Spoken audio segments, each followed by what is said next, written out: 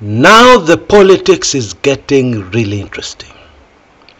Folks, some very significant things, events, are unfolding on our local political scene. And I'm afraid we are all reading them the wrong way. Yeah? Virtually all analysts are 100% correct in recognizing that these are significant, game-changing events unfolding in our politics. But I'm afraid we are looking in the wrong places. We are putting emphasis in the wrong things. Okay? Now, of course, I'm talking about the meeting, very dramatic, highly publicized meeting between Moses Kuria, who is a cabinet secretary in the William Ruto government, and Maina Njenga. But I have a surprise for you. This event is very closely linked to what Rigathi Gachagua has been up to concerning Kiambu County MCAs, whom he met at his current residence. Yeah? And the excuse is, he's trying to sort out the problem MCAs in Kiambu County have with their governor. Yeah, because they're planning to impeach their governor.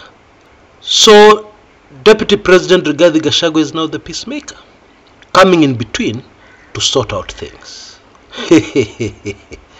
However, there is high voltage, high wire politics going on behind the scenes, which I want to expose in this video. Now, for starters, it is very important that we understand this man called Maina Njenga and why he's so significant in Mount Kenya politics just now. Okay? I've hinted at this before because it is fairly sensitive, but today I'm going to spell it out. Okay? Who is Maina Njenga to former President Uhuru Muigai Kenyatta? That is a question. What is the link, if any? What is the connection, if any? Well, I'm sure the answer will surprise most of us. Uhuru Muigai Kenyatta, to become president, needed the full backing of the House of Mumbi, almost to a man. And how did he get this overwhelming support from the House of Mumbi? How did he suddenly get so loved that he was even given a very endearing nickname, Kamwana? You all remember that. The answer to all those questions is the name of one man, Maina Njenga. Let me go further backwards to the 90s and give you a personal story. Now, in the 90s, my political lecturer was still alive. He had left the force, but he was still on this earth. And I happened to be at a police station one fine day in the 90s when a Mungiki suspect was brought in. Actually, this was the late 90s. Moi was almost leaving power. And something attracted my attention about how the policemen were behaving and treating this Mungiki suspect. It struck my mind that they were too respectful, too frightened, too scared of this Mungiki suspect. Why? And I started doing my digging.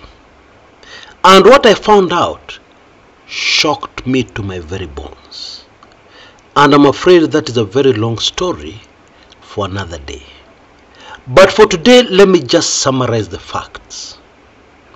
Mungiki fully backed President Uhuru Muigai Kenyatta in his first bid for the presidency in the year 2002. They fully backed his presidency. To cut to the chase, the political linkages between Maina Njenga and former President Uhuru Kenyatta go a long way back, from before Uhuru was president. Okay? Something else.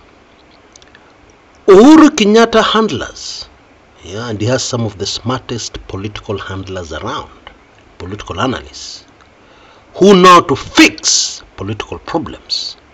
In case you didn't know, Uhuru never got where he did by accident. Make no mistake about that. Okay?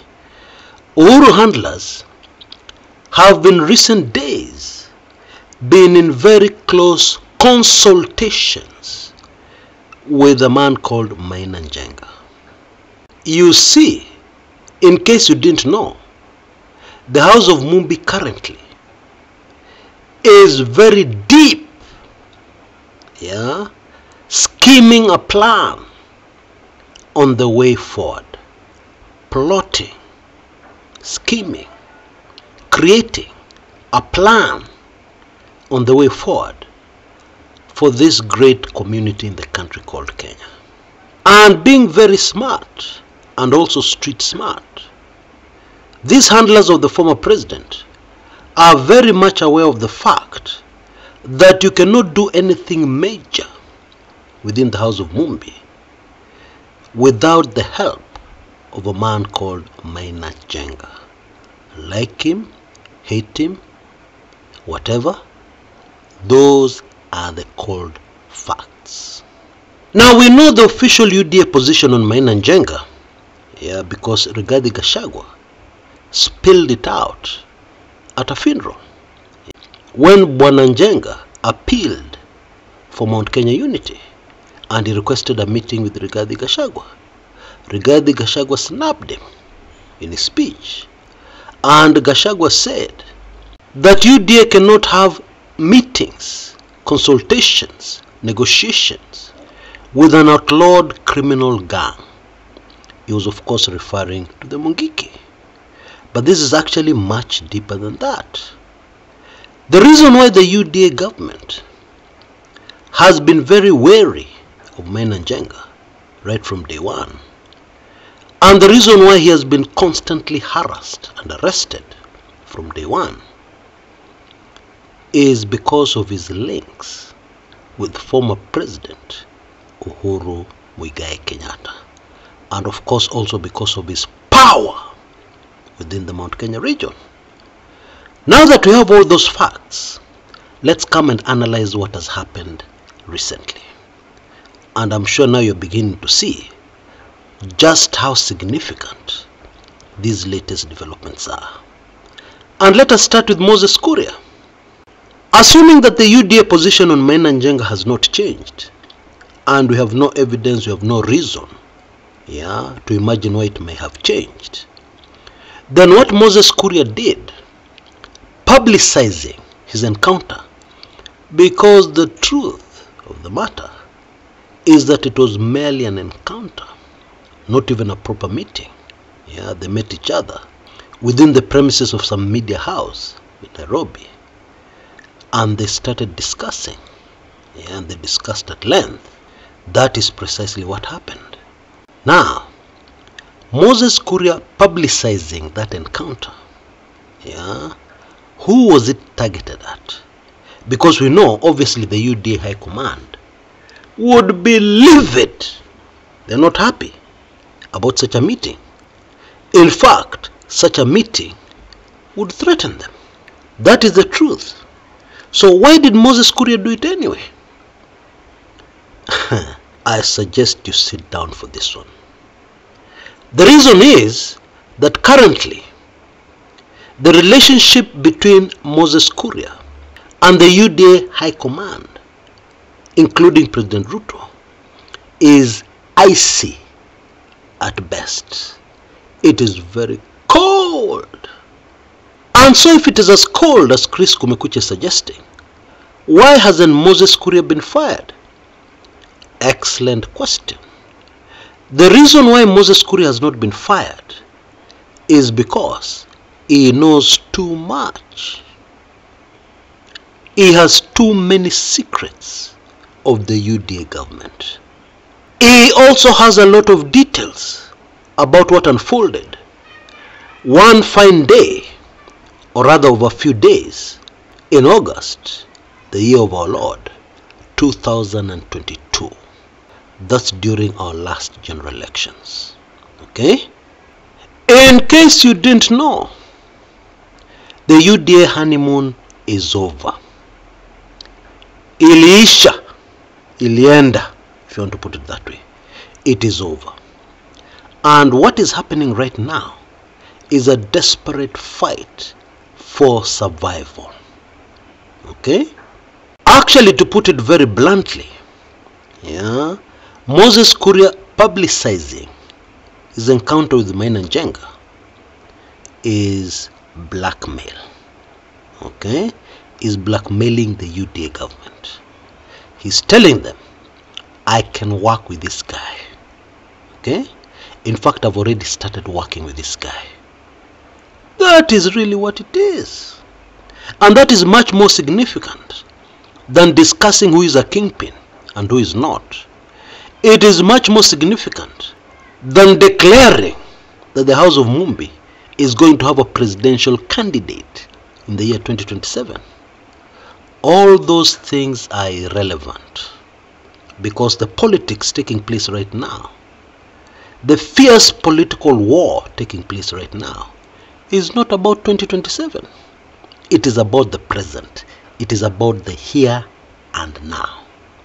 And I hope we are all aware that currently the UDA High Command has a very serious problem in the Mount Kenya region. A region where it had support, not really massive support as some people are suggesting, but it had significant support from the Mount Kenya region. Enough support to create the perception that the whole of Mount Kenya was behind William Samoei Ruto. And of course, for UDA, perception is important.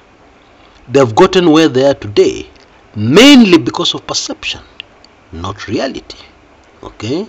Managing to fool people so that they're perceived in a certain way, so that the support base is perceived in a certain way, which is really not there. Folks, what is really happening right now, very major, is that the Mount Kenya region is closing ranks. Okay? The whole idea is to get unity within the mountain so that they can speak with one voice. And it is unity so that the mountain can demand certain things from the government. And be able to get it because of the power they wield in the country. That is really what it is, not about 2027. Don't forget that the House of Mumbi are mainly entrepreneurs. They have been hit very hard by this taxation, over-taxation, taxing to the bone policies of UDA, which have grounded many businesses in the country. And of course the result is there is no purchasing power in the economy. This has really affected the House of Mumbi in a big way, more than other communities who do not have entrepreneurs in the numbers the House of Mumbi does. And so the community is faced with one major problem. How do we assist our people? How do we get out of this mess? Solution: unite as the Mount Kenya region, speak with one voice, and negotiate from a position of strength. Demand to the UDA government, businesses have come to a standstill. Please ease things here. Please do 1, 2, 3 so that at least we can start breathing again. That is the whole idea. Now here's the interesting part. This will not go down well with Ruto, who is a micromanager par excellence. He likes to be in total control. So this is totally new ground for him. He has never, ever been here before. Those are the facts. And meanwhile, Moses Kuria is a survivor. He wants to survive this one. So what cards does he have on the table? His only real chance of retaining power and influence is to side with Mount Kenya unity. Okay? Now I will give you evidence to prove that this is exactly the situation. You will have noticed in recent days that Rigathi Gachagua has abandoned his efforts towards Mount Kenya unity. He even seems to have abandoned his ambition to be Mount Kenya kingpin.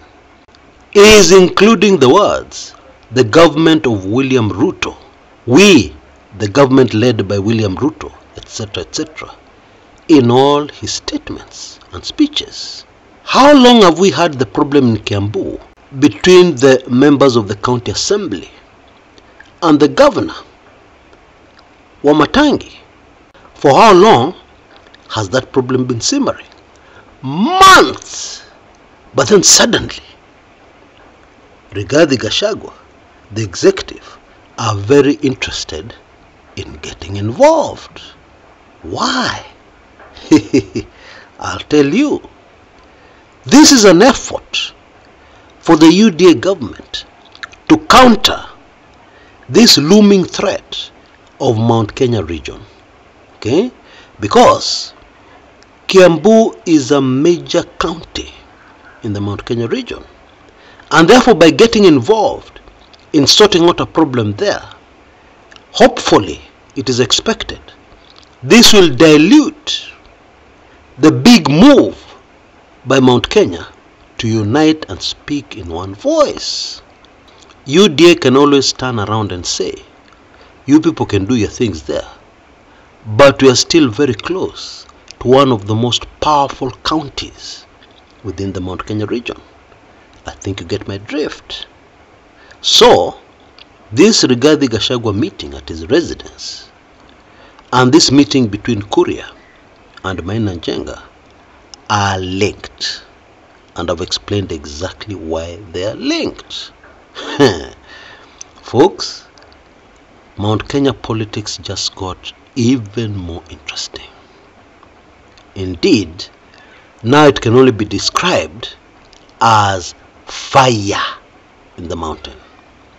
If people are expecting that fire to start in the mountain, I can officially announce it has started and already it is spreading.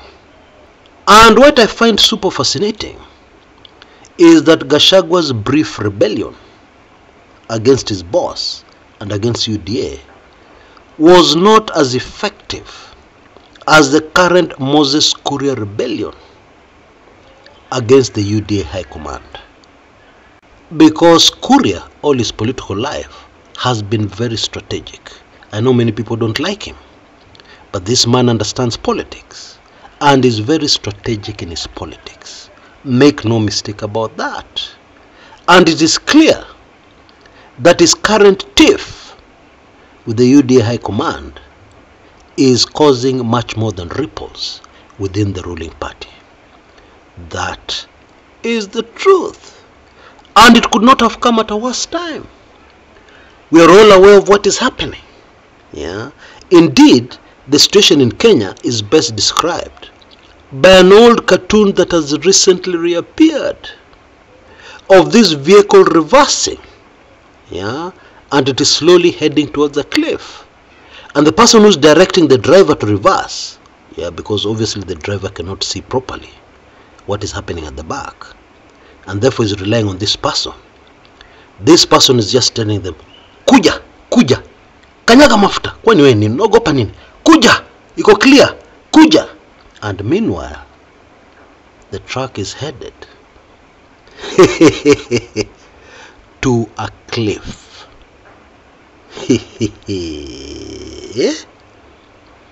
This is the best way to describe the current political situation in Kenya, and especially the current predicament the government finds itself in. It's a very accurate way of describing it, because the PS Energy recently told us that the Palestine-Israel war may cause fuel prices to go up to 300 shillings per litre. And at the same time, in neighboring Tanzania, the government has announced it will reduce the the price of petrol. Yeah, petrol prices will go down because prices for a barrel of oil in the world market are going down. So who do we believe? The Tanzanian government or the Kenyan CS for energy? Who do we believe? Folks, it is a total mess. And you can be sure if those prices reach 300, it will be total chaos in this economy. Remember that truck that we've just talked about to illustrate the situation? It's reversing. There's a cliff. Kuja, kata mzuri, kuja. That is what is happening. And it is such a pity. But that is the reality of the situation. Now in the coming days it will be very interesting to see how this Mount Kenya newfound unity shapes up. It will be very interesting to see how all these secret meetings that have been taking place deep within the Mount Kenya region, involving Mount Kenya politicians, it will be very interesting to see what that results in. Yeah, but one thing we can be sure of is that whatever will emerge from this is game changing in our politics. Now I've just released weekly intelligence briefings number 115. 116 will be out in the next few hours. Yeah, and there's a very good opportunity of getting hold of my weekly intelligence briefings by taking full advantage of our latest offer on that book, audiobook, The Ruto Kenyans Will Never Know. There is a unique opportunity over the next 24 hours to do so. If you feel that you need this very important content and your budget doesn't quite cut it to enable you to get your hands on it, for the next 24 hours, you can name your price. Lakini usinifinye sana. And for that reason, the limit will be 50. Yeah, the first 50 to send me an email. On that email address you see on your screens right now, youmissthis@gmail.com, naming your price. And then guess what? I will also throw in another valuable Kumekucha book. You can choose for yourself, or you can allow me to choose for you. The most liked of my other ebooks, of course, is Dark Secrets of the Kenyan Presidency, How Mutula Kilonzo Sr. was murdered. Yeah. And then there's another one called The President's Lovers. Now that last one of you took it in recently, and they were delighted, very excited about it. And yes, it talks about a Kenyan president. And so, you have this very exciting opportunity. Please take full advantage of it. Until next time, this is Chris Kumekucha.